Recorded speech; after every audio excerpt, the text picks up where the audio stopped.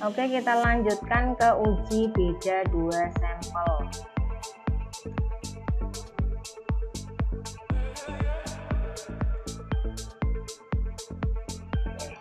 Nah, pada uji beda dua sampel ini kita mau membandingkan dua min atau rata-rata dari dua kelompok.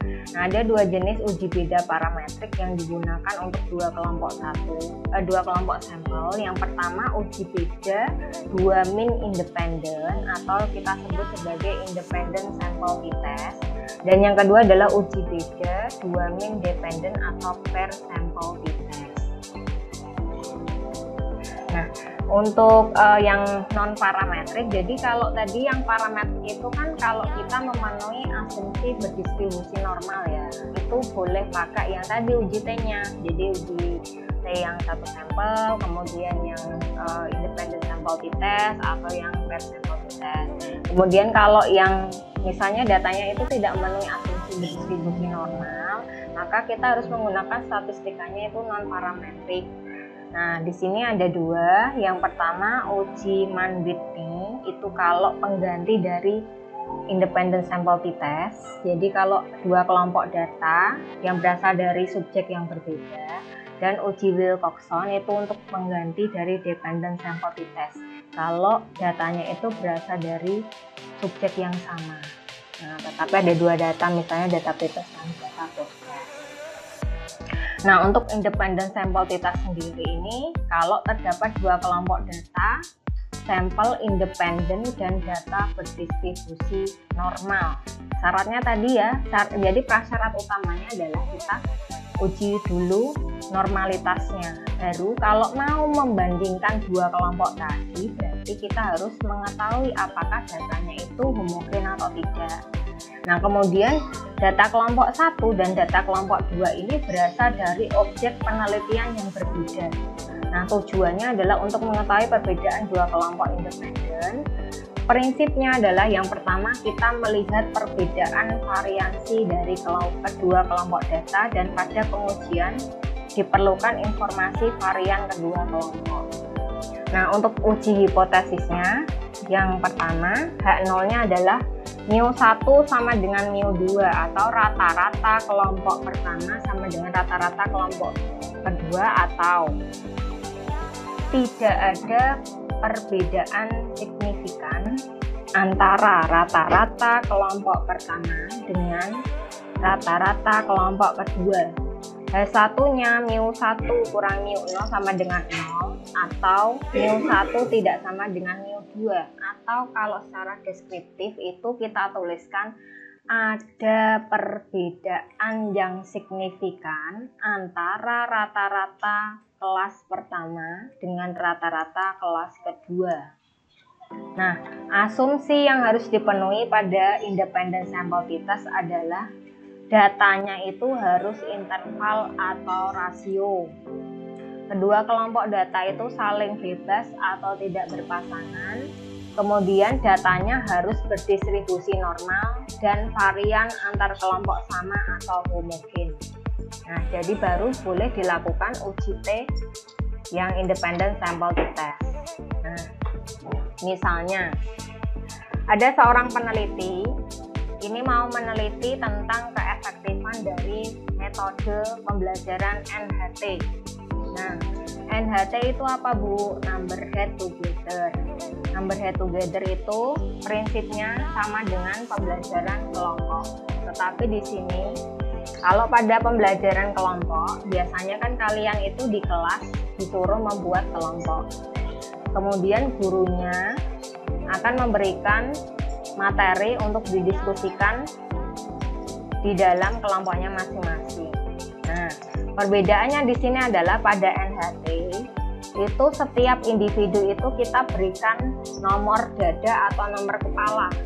Nah, jadi misalnya kelompok 1 anggotanya ada 5, berarti nanti untuk nomor kepalanya juga ada 5. Berarti individu pertama, individu kedua, individu ketiga. Nah, kelompok lain pun juga sama, nomor kepalanya juga 1 sampai 5. Nah, kemudian mereka diskusi materi yang mau dibahas Nah, selanjutnya setelah diskusi nanti guru akan menunjuk, misalnya silakan kelompok 1 dengan nomor kepala 3 untuk mempresentasikan soal nomor 1. Berarti kan mau tidak mau dari pembelajaran tersebut setiap individu itu harus siap dan memahami materi yang diberikan guru.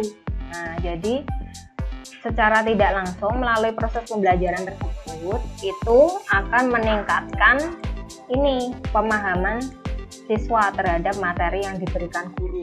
Nah, kalau seandainya metodenya diskusi kelompok, kemudian guru hanya menunjuk misalnya kelompok 1.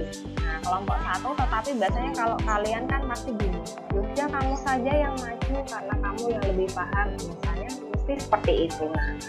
Nah, jadi dari apa yang sudah saya deskripsikan tadi, kita bisa mengambil kesimpulan kalau dengan adanya metode pembelajaran NHT ini kita terapkan di kelas, otomatis pemahaman siswa itu dia bisa meningkat karena mau tidak mau siswa itu harus siap, harus memahami ketika ditunjuk secara acak oleh guru. Nah, kemudian kelas kontrolnya itu misalnya kita berikan model pembelajaran yang diskusi kelompok yang biasa. Nah, kemudian kita tuliskan hipotesisnya nih. Hipotesisnya yang H0-nya tidak terdapat perbedaan rata-rata hasil belajar kelas kontrol dan kelas eksperimen. Yang H1-nya adalah terdapat perbedaan rata-rata hasil belajar kelas kontrol dan kelas eksperimen. Atau μ1 sama dengan μ2 untuk H0-nya, dan H1-nya adalah μ1 tidak sama dengan μ2. Nah, itu untuk yang independent sample test. Nah, langsung saja untuk langkahnya sama kayak tadi ya, hampir sama. Kita klik analyze, pilih compare mean, kemudian pilih independent sample test, kemudian masukkan, misalnya kita memasukkan nilai hasil belajar. Nah, berarti hasil belajarnya nanti masukkan ke bagian tes variabel. Kemudian model itu ke grouping variabel, misalnya nih kelas, karena tadi kita pakai kelas kontrol sama kelas eksperimen, kita tuliskan saja di bagian define group. Grup 1 ketik 1, kemudian grup 2 ketik 2, kemudian kita oke-kan. Nah, langsung saja kita ke langkah pengujiannya ya. Oke, di sini Bu Dwi sudah punya 2 data. Saya punya nilai kelas 11 IPA 6 yang ada simbolnya 6 ini. Kemudian dan kelas 11 IPA 4 yang sudah saya simbolkan dengan angka 4. Nah, kemudian di sini berarti ini dari 2 kelas yang berbeda ya. Nah, kita mau menguji apakah rata-rata nilai dari kelas 11 IPA 6 itu berbeda signifikan tidak dengan rata-rata nilai dari kelas 11 IPA 4. Nah, langkahnya sama kayak tadi, tuliskan dulu hipotesisnya, kemudian nanti kriteria pengujiannya bagaimana. H0 diterima jika nilai signifikansinya lebih dari 0,05. H0 ditolak jika nilai signifikansinya kurang dari 0,05. Nah, kemudian baru kita lakukan pengujian dengan SPSS. Caranya klik analyze, kemudian kita pilih compare mean, kemudian pilih independent sample test. Nah, di sini tes variabelnya kita pilih nilai, kemudian kita masukkan ke tes variabel. Selanjutnya kelas kita masukkan ke grouping variabel. Jangan lupa define grupnya. Grup satunya berarti yang kelas 11 IPA 6 ya, simbolnya berarti 6, dan grup 2-nya kelas 11 IPA 4, berarti kita klik 4 kita ketikkan 4. Kemudian kita pilih continue. Selanjutnya bagian option kita pilih confidence intervalnya, jangan lupa diisi 95% karena kita penelitian di bidang sosial atau pendidikan, berarti alfanya kan 5%, maka confidence intervalnya adalah 95%. Kemudian kita klik continue, lalu kita oke-kan. Nah, oke, selanjutnya dari sini kita bisa tahu bahwa nilai dari kelas 11 IPA 6 dan kelas 11 IPA 4 itu rata-ratanya yang 11 IPA 6 ini bisa dilihat pada tabel di grup statistiknya. Minnya adalah 77,3750, sedangkan kelas 11 IPA 4 adalah 64,1379. Nah, kemudian yang mana Bu yang harus diperhatikan? Nah, yang harus diperhatikan adalah kita lihat dulu nih Lavin testnya. Lavin test tadi kan fungsinya untuk mengetahui apakah datanya homogen atau tidak. Nah, ini nilai signifikansinya adalah 0,896. Berarti bisa kita lihat ini datanya adalah homogen ya. Kemudian kita mau mengetahui apakah terjadi perbedaan yang signifikan atau tidak. Kita lihat pada signifikansinya bagian equal variant assume. Nah, nilai signifikansinya adalah 0,000. Berarti kurang dari 0,05. Maka H0-nya ditolak. Berarti apa yang bisa kita simpulkan? Nah, oke, kita lihat dulu. Sudah saya kopikan di sini untuk hasil pengujiannya. Beda ya ini ya contohnya ya. Oke, kita lihat saja dari yang tadi saja ya. Oke, berarti apa yang bisa kita simpulkan? Nah, kita kembali lagi tadi kriteria pengambilan kesimpulannya. Oke.